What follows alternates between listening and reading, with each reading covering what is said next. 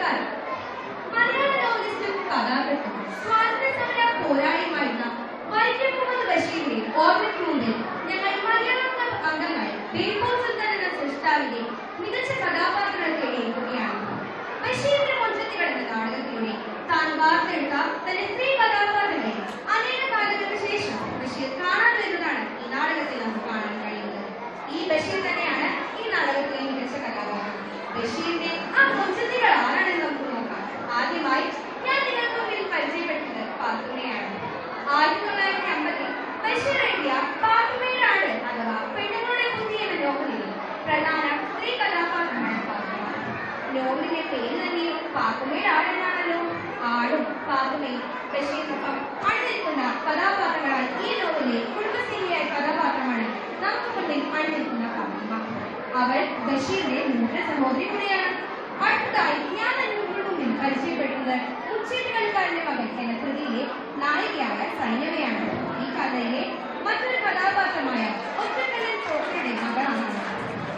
സ്ഥലത്തെ പ്രധാന സുന്ദരിയും ബുദ്ധിശാലിയുമാണ് സൈനവ. മണ്ടൻ മുത്താപ്പ ഉച്ചേട്ടുകളിയിൽ ജയിച്ചത് സൈനവയുടെ ബുദ്ധിമുട്ടാണ്. ഇനി നമുക്ക് അടുത്ത നായിക ആരാണെന്ന് നോക്കിയാലോ.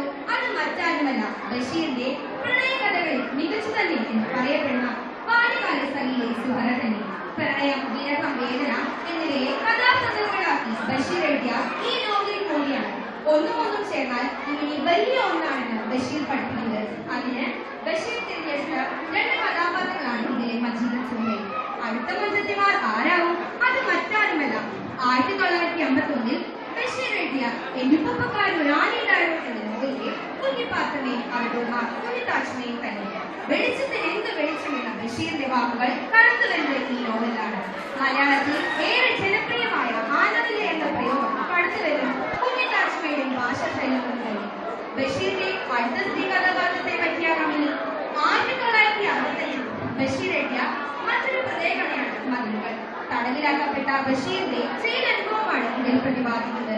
ജയിലിൽ വെച്ച് മതിലിനപ്പുറത്ത് നിൽക്കുന്ന സ്ത്രീ തടവുകാരിയായ നാരായണിയെ ബഷീർ പരിചയപ്പെടുന്നു. ഈ നാരായണിയാണ് അടുത്ത നായിക. അവർ പരസ്പരം കാണാതെ തന്നെ പ്രണയത്തിലാകുന്നു. ഇതുവരെ കാണാത്ത പ്രണയത്തിന്റെ മറ്റൊരു മുഖമാണ് നാരായണിയുടെ ബഷീർ അവതരിപ്പിക്കുന്നത്. ഇത് 1979 സിനിമയായിട്ടുണ്ട്. 1942 തിരുവനന്തപുരം സെൻട്രൽ ജയിലിൽ തടവ് ശിക്ഷ അനുഭവിക്കുമ്പോൾ ബഷീർ എഴുതിയ തന്റെ ആദ്യ നോവലായ പ്രേമലേഖനത്തിലെ നായികയാണ് സാറാമ്മ. അവളാണ് നമ്മുടെ നാടിന്റെ മറ്റൊരു നായിക. പണത്തിന് അല്പം മാർക്കുള്ള ഈ കഥാപാത്രത്തെ വളരെ രസകരമായും ഹാസ്യപരമായാണ് ബഷീർ അവതരിപ്പിക്കുന്നത്. നാട്ടിലെ സ്ത്രീധന സമ്പ്രദായത്തെ നിരുത്സാഹപ്പെടുത്തുകയും മിശ്രവിവാഹത്തെ പ്രോത്സാഹിപ്പിക്കുകയും ചെയ്യുന്നതാണ് ഈ നോവലിലെ മറ്റൊരു കഥാപാത്രമായ ദേശം. ഇനി അടുത്തതായി നമുക്ക് ഭാസ്കരയെ കുറിച്ച് പറഞ്ഞാലോ. ബഷീറിന്റെ നീലവെളിച്ചം എന്ന കഥയിലെ നായികയാണ് ഭാസ്കരി. അവൾ ബഷീർ താമസിക്കുന്ന വാടക വീട്ടിൽ ഒരു പ്രേതമായിട്ടാണ് കടന്നു വരുന്നത്. ഒറ്റയ്ക്കായിട്ട് തനിക്ക് അവൾ കൂട്ടാകട്ടെ എന്ന് കരുതി ബഷീർ ആ വീട്ടിൽ തന്നെ തന്റെ സാന്നിധ്യത്തിൽ താമസിക്കുകയാണ്. ഈ കഥയാണ് ഭാർഗവീലയം എന്ന സിനിമയിലും കടന്നു വരുന്നത്. ഈ കഥയിലെ ഭാർഗവി ബഷീറിന്റെ അല്പവിവരണമാണോ സങ്കല്പമാണോ എന്ന് അറിഞ്ഞുകൂടാ. ഇതിൽ നിന്നെല്ലാം വളരെ വ്യത്യസ്തമായ കഥാപാത്രമാണ് ആയിഷ. അവൾ അല്പം വിദ്യാസമ്പന്നയാണ്. തന്റെ അറിവും വേഗവും മടിയില്ലാതെ അവൾ ആധുനിക തലമുറയുടെ പ്രതിനിധിയാണ്.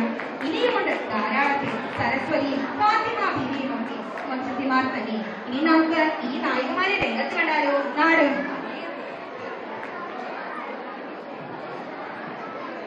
മുൻചെത്തികൾ.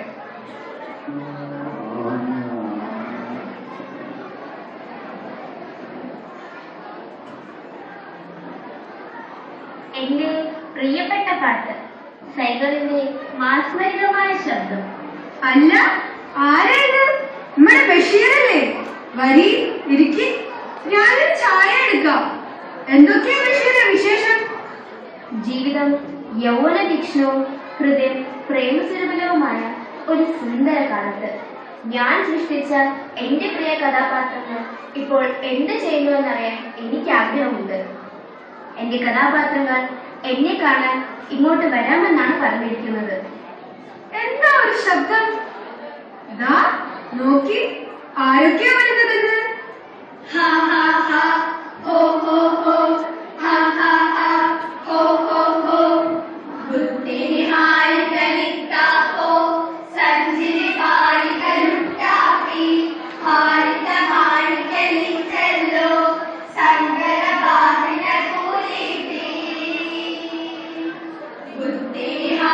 ഭാരതിത്താപോ സഞ്ജീവാലികനുട്ടാപി ഭാരതമാണിക്കലിച്ചല്ലോ സങ്കരഭാവിന കൂലിപി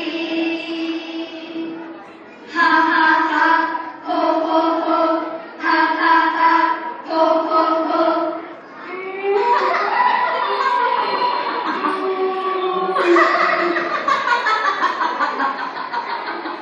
അയ്യോ രക്ഷി ആരും പേടിക്കണ്ട ഇത് നമ്മുടെ ഭാർഗവിക്കുട്ടിയാ വരൂ ഭാർഗവിക്കുട്ടി എടി കുഞ്ഞിപ്പാത്തു കുഞ്ഞിപ്പാത്തു റബ്ബേ ദേ ഉമ്മാരുന്നു പ്രഭുണനായ തമ്പുരാനെ നിക്കാൻ കഴിക്കാൻ പോണ പെണ്ണാണ് ഈ കാഫ്രീങ്ങളുടെ കൂടെ സൊറ പറഞ്ഞിരിക്കുന്നത് എന്റെ കുഞ്ഞത്താച്ചുമ്മ അവർ സ്വതന്ത്രമായി നടക്കട്ടെ കാലമൊക്കെ മാറിയില്ലേ ഇത് കണ്ട ഇതാണ് ഭാഗ്യമറുത് ചുമ്മാ ഉണ്ടാകുമോ ഇവളെ അയൽവക്കാരിന്റെ പുന്നാരമോളാ എന്റെ ഉപ്പാക്കേ ഒരു ആനയുണ്ടാവുന്നു വലിയൊരു കൊമ്പനാനാ ഒന്ന് ചുമ്മാതിരുമ്മ ഈ പഴംപുരാണ് അന്റെ ഉപ്പാന്റെ വലിയ കൊമ്പനാന വേറെ കുയ്യാനാന്ന് ഇപ്പൊ എല്ലാവർക്കും അറിയാം ബഷീർ എഴുതിയ കഥ ഞങ്ങൾ എല്ലാവരും വായിച്ചിട്ടുണ്ട്.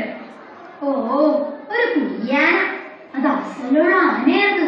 പിന്നെ എന്റെ ആനയെ കുറ്റം പറയുന്ന കൂട്ടക്കാരെ കൂടിയില്ലെങ്കിലും കുഞ്ഞിപ്പാത്തുന്റെ നിക്കാഹ് നടക്കും. ഇവളെ അമ്മക്കാരിന്റെ പുന്നാരമോളാ എന്റെ ഉപ്പാക്കേ ഒരു ആനയുണ്ടായിരുന്നു വലിയൊരു കൊമ്പനാന.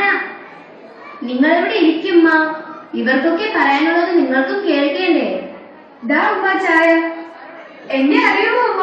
ഞാൻ സൈനബ, മുച്ചീട്ട് കളിക്കാരന്റെ മകൾ. ഞമ്മന്റെ ബാപ്പ മുച്ചീട്ട് കളിച്ചു പല ജോലികൾ ചെയ്തു കുറെ കാശുണ്ടാക്കി. എന്തിനാണെന്നോ നമ്മെ നിക്കാഹ് കഴിപ്പിക്കാൻ. എന്നിട്ട് നമ്മൾ കെട്ടിയതോ ബാപ്പ മണ്ടൻ മുത്തപ്പാനെ വിളിച്ച് ആക്ഷേപിക്കുന്നു മുത്തപ്പാനെ. പക്ഷേ ബാപ്പയ്ക്ക് ഇഷ്ടമല്ലായിരുന്നെങ്കിലും സൈനബയ്ക്ക് മുത്തുപ്പായ്ക്ക് സൈനബയെ പെരുത്ത് ഇഷ്ടമായിരുന്നു. നാരായണി പറഞ്ഞത് ശരിയാ. മുത്തപ്പായ്ക്ക് നമുക്ക് മുത്തപ്പാന് മതിയായിരുന്നു. പക്ഷെ ഇപ്പൊ നമുക്കൊരു തോന്നല്, നേ നിക്കാഹ് കഴിപ്പിക്കാൻ ബാപ്പ സ്വരുകൂട്ടിയ കാശുകൊണ്ട് നമ്മളെ പഠിപ്പിച്ചാ മതിയായിരുന്നു. എന്നാ നമ്മൾ നല്ല ബുദ്ധിയും വിവരവുമുള്ള ആളായിരുന്നു. നല്ല ശരിയുടെ പത്രാസോട് ജീവിക്കായിരുന്നു. അതെ ഈ സ്ത്രീധനം എന്ന ഏർപ്പാടിനെ തന്നെ ഞാൻ കഠിനമായി വെറുക്കുന്നു. എല്ലാ സമുദായത്തിലുമുണ്ട് ഈ ഏർപ്പാട്. അതുപോലെ ഈ ജാതി മതം ഇതൊന്നും ഹൃദയങ്ങൾക്കിടയിൽ മതിലുകൾ ഉണ്ടാക്കരുത്. നിങ്ങൾക്കറിയാമോ, ഞങ്ങളുടെ മക്കളെ ഒരു മതത്തിലും പെടുത്താതെ വളർത്താനാണ് കേശവൻ നായർ ഞാനും തീരുമാനിച്ചത്. വിശ്വാസത്തെയോ മതത്തെയോ കുറിക്കുന്ന ഒന്നും മക്കളുടെ പേരിൽ പോലും ഉണ്ടാകരുതെന്ന് സാറാമ്മയ്ക്കും കേശവൻ നായർക്കും നിർബന്ധമായിരുന്നു. ഇവരുടെ ആദ്യത്തെ തങ്കക്കുട്ടന്റെ പേരറിയില്ലേ? എന്റെ സുഹറ, അതാർക്കാ അറിയാത്തത്? ആകാശ മിഠായി. എടാ മോനെ ആകാശ മിഠായി, നീ എവിടെയാണ് ആകാശ മിഠായി? ഒന്ന് നിർത്തോ ഒരു ആകാശ മിഠായി. നിങ്ങൾ ആരെങ്കിലും എന്റെ ആണെങ്കിൽ കല്യാണം കൊടുത്തോ? ഇച്ചടിയൊന്ന് തറയെ നിർത്തിന്നു. വന്ന നേരം മുതൽ ഒക്കത്ത് വെച്ചോണ്ടിരിക്കണ്. എന്റെ റബ്ബേ, തറയെ നിർത്താനോ? പെരുത്ത വികൃതിയ. നിങ്ങളുടെ തുണിയും കൂടി കഴിച്ച് തിന്നുമ്മ. ഫാത്തിമയുടെ ആടിന് കഴിക്കാനുള്ളത് ഞാൻ തരാം. സാറമ്മ നേരത്തെ പറഞ്ഞത് ശരിയാ. ഒരു മതിലുകൾക്കും മനുഷ്യരെ വേർതിരിയാൻ പറ്റരുത്. ഒരു മതിലിന്റെ ഇരുവശത്തുമായി പരസ്പരം കാണാതെ സ്നേഹം പങ്കിടാമെന്ന് ഞാൻ മനസ്സിലാക്കിയിരുന്നു. പക്ഷേ ഒടുവിൽ ആ മതിൽക്കെട്ടിനകത്ത് ഞാൻ തനിച്ചാണ്. നാരായണി എന്ന നീട്ടിയുള്ള വിളി കേൾക്കാതായപ്പോൾ ഞാൻ ഒരുപാട് സങ്കടപ്പെട്ടു. ഉണങ്ങിയ ഒരു കമ്പ് ആകാശത്തേക്ക് വീണ്ടും എറിഞ്ഞ് എന്റെ കൈകൾ തുഴഞ്ഞുപോയി. പക്ഷേ ഞാൻ തളർന്നുപോയില്ല. ആത്മവിശ്വാസം നഷ്ടപ്പെട്ടു. പക്ഷേ ഇന്നത്തെ തലമുറ അങ്ങനെയാണ്. പ്രത്യേകിച്ച് പെൺകുട്ടികൾ ജീവിതത്തിലെ കുഞ്ഞു പ്രശ്നങ്ങൾ പോലും നേരിടാനാകാതെ ജീവിതം തന്നെ അവസാനിപ്പിക്കുന്നു. അതെ, ആത്മഹത്യ ഒന്നിനും പരിഹാരമല്ലെന്ന് ഇന്നത്തെ കുട്ടികൾ മനസ്സിലാക്കണം. ജീവിത പ്രശ്നങ്ങളെ സധൈര്യം നേരിട്ട് മുന്നോട്ട് പോകണം. ഭാർഗവിക്കുട്ടിയുടെ കഥ കേൾക്കാൻ ഞങ്ങൾക്കെല്ലാം ആഗ്രഹമാണ്.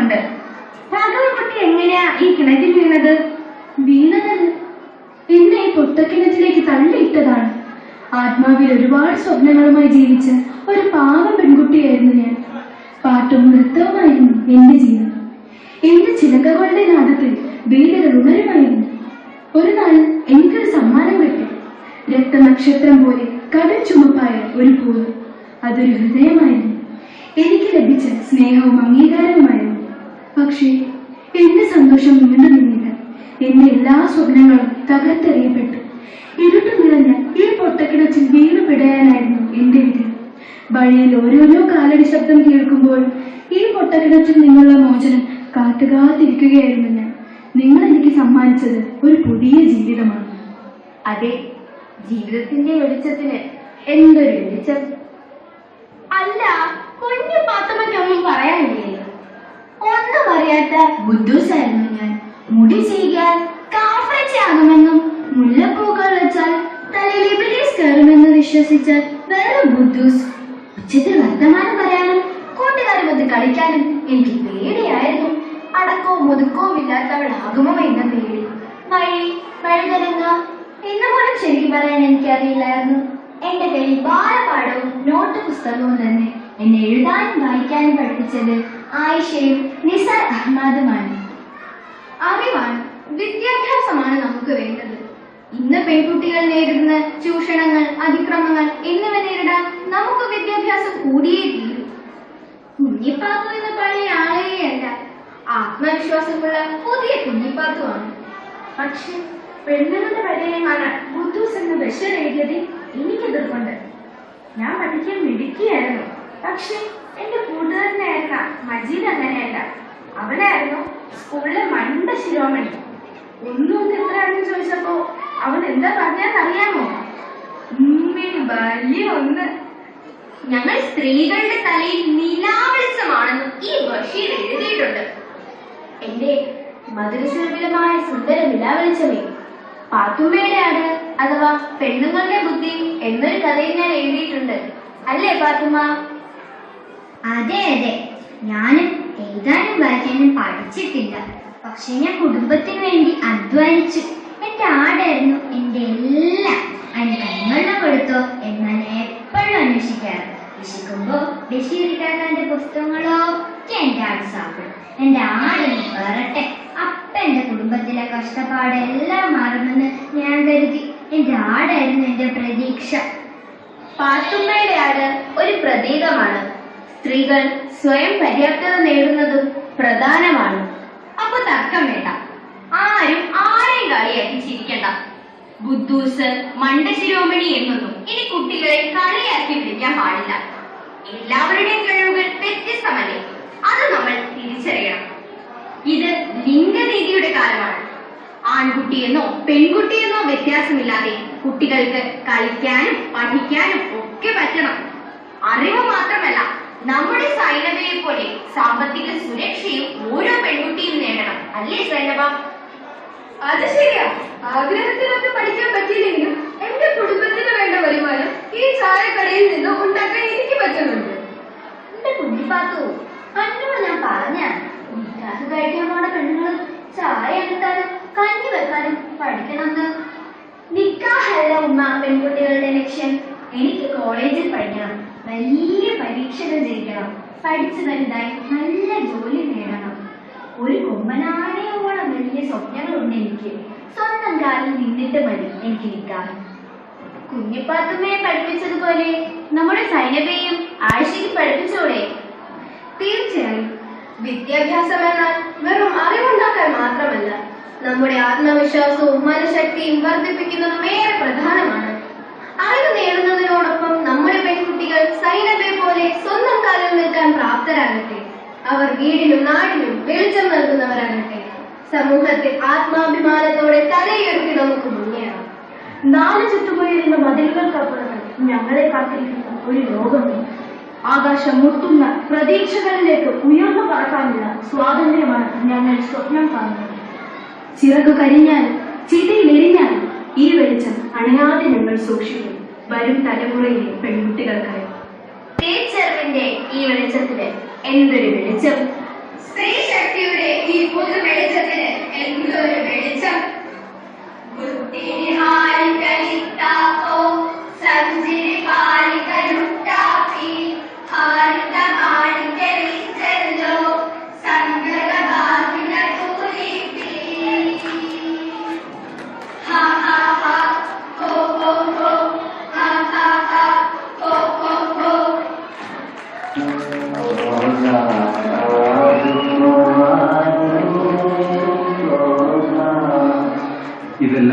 ഒരു സ്വപ്നമായിരുന്നു? അതോ നിങ്ങളും ഞാനും എന്ന യാഥാർത്ഥ്യത്തിൽ നിന്നും ഒടുവിൽ ഞാൻ മാത്രമായി അവശേഷിച്ചതോ? വിസ്മൃതിയിൽ ലയിച്ചുപോയ ഇന്നലകളിൽ എനിക്കേറെ പരിചിതരായവർ, എൻ്റെ പ്രിയ കഥാപാത്രങ്ങൾ, എൻ്റെ പ്രിയപ്പെട്ട പെൺകുട്ടികൾ പോയി കഴിഞ്ഞു. ഭൂതകാലത്തു നിന്ന് ഒരു സ്വപ്നം പോലെ കടന്നു വന്ന് ഇപ്പോൾ അവരെങ്ങോട്ടാണാവോ പോയത്? വർത്തമാനകാലത്തിന്റെ വക്കത്ത് നിൽക്കുന്ന തിളക്കമുള്ള ഭാവിയിലേക്കോ? മാറ്റത്തിന്റെ താളച്ചുകൾ ഇതാ അടുത്തടുത്ത് വരുന്നു. അനർഘ നിമിഷം. ഈ പെൺകുട്ടികളെ കാത്തിരിക്കുന്നത് പ്രതീക്ഷയുടെ, ആത്മവിശ്വാസത്തിന്റെ, സ്വയം പര്യാപ്തതയുടെ ഉജ്ജ്വലമായ ഭാവിയാണ്. നമുക്കൊന്നിച്ചൊരു യാത്രയാക്കാം. എല്ലാവർക്കും മംഗളം, ശുഭം.